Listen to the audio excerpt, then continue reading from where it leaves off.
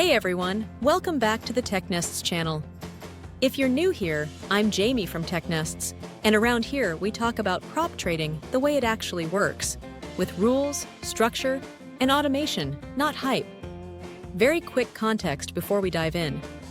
Technests builds two core tools for prop traders, Dr. Markets, which designs structured trade plans, and TradeRx, which executes those plans with strict risk controls inside prop firm rules. Together, they are built for traders working with S&P 500 futures, Nasdaq futures, and gold futures in funded and evaluation accounts. Nothing you're about to hear is financial advice. This video is for education only. Trading futures is risky. You can lose money, including all the money you put into evaluations and trading accounts. Always do your own research and talk to a qualified professional before risking capital. With that said, let's talk about something most traders get completely backwards. Today's topic is TradeRx versus generic bots. Why risk filters matter more than speed. Let's start with the image that pops into most people's heads when they hear the word bot.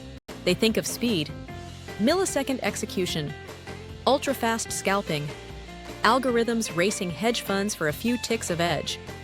That's the high-frequency world. Billion-dollar desks, servers sitting inside exchange data centers, firms spending millions trying to be just a tiny bit faster than the other guy. Here's the reality. Prop trading is not that world. Retail prop traders are not losing funded S&P 500 Nasdaq or gold accounts because they were 200 milliseconds late on a limit order. They lose accounts because they broke rules. They traded right through major news. They hit daily loss limits. They ignored cutoff times. They pushed one more trade when the plan said stop. That is why TradeRx is not built to be the fastest bot on the street. TradeRx is built to be the strictest risk manager on your screen. In the prop environment, risk filters beat speed every single time. Let's unpack why. Your prop firm is not grading you on how fast you can click buy market. They are grading you on questions like, did you stay inside your daily loss limit? Did you avoid restricted news events? Did you respect trailing or static drawdown? Did you stay compliant long enough to even reach the payout window? Evaluations and funded accounts on S&P 500 futures, Nasdaq futures, and gold futures are measured in days and weeks, not in microseconds. In that world, passing an evaluation is about survival, not front-running anyone. Keeping a funded account is about never breaking the rules that terminate it.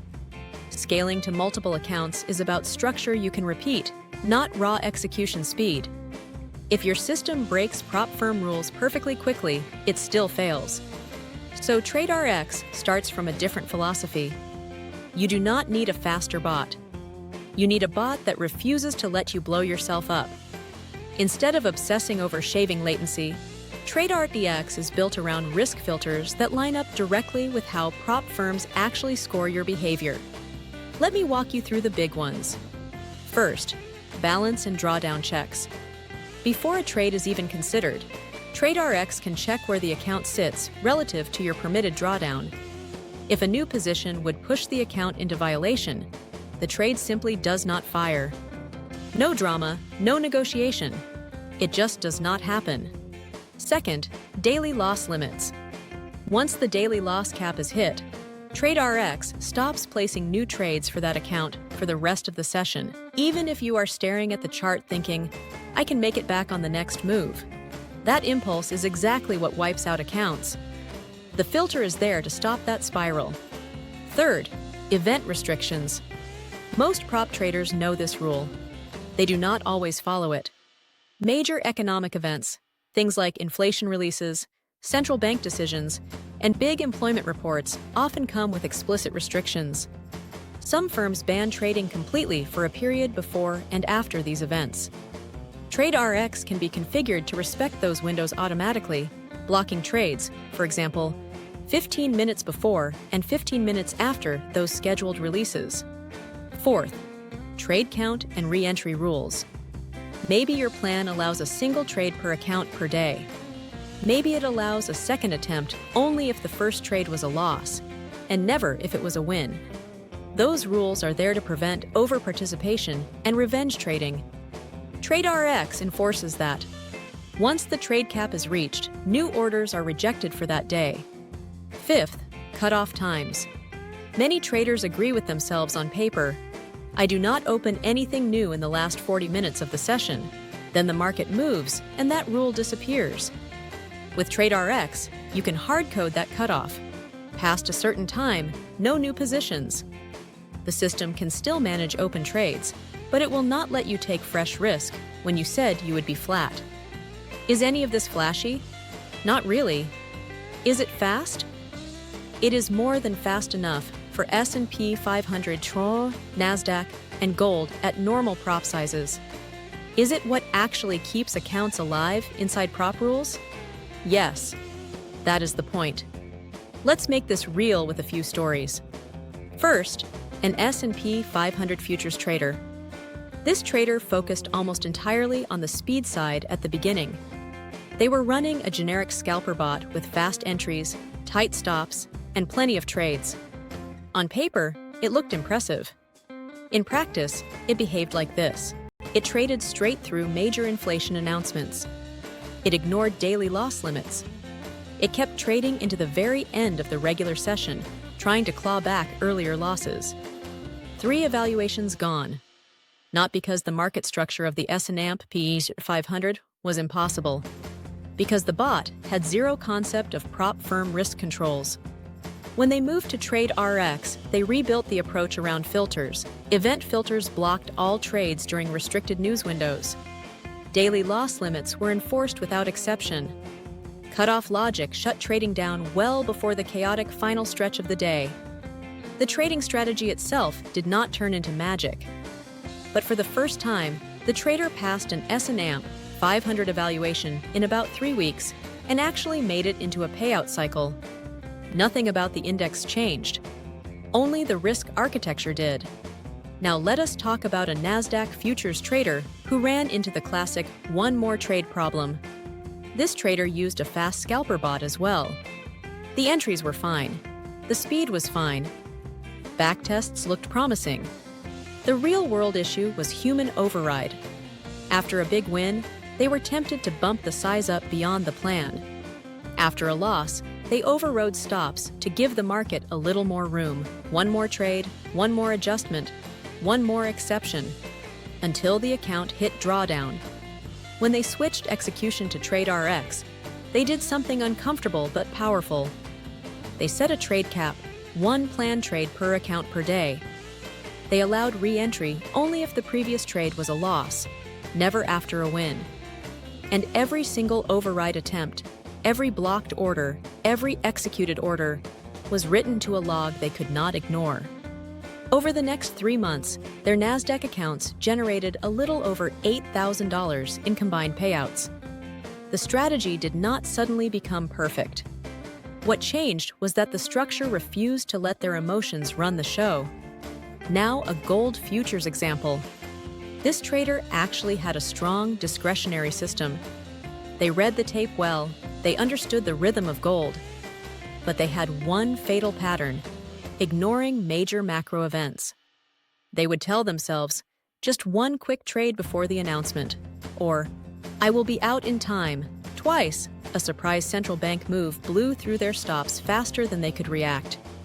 2 funded gold accounts gone in minutes, not because the edge was bad, but because the event risk was ignored. With TradeRx in charge of execution, the rule became simple. All trades are blocked a set number of minutes before and after predefined economic events. Trading resumes only when the restricted window is safely behind them. TradeRx did not predict the news. It did not need to. The risk filter itself became the edge. The account survived situations that had previously wiped it out. So why do generic bots break down so often under prop firm conditions? Because the majority of off-the-shelf bots are built around one thing: trade logic.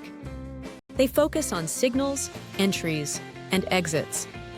What they usually do not understand natively are the details that prop firms actually use to grade you: daily and trailing drawdown mechanics, hard news restrictions, minimum trading day requirements, when to stop trading once a daily or weekly target is reached.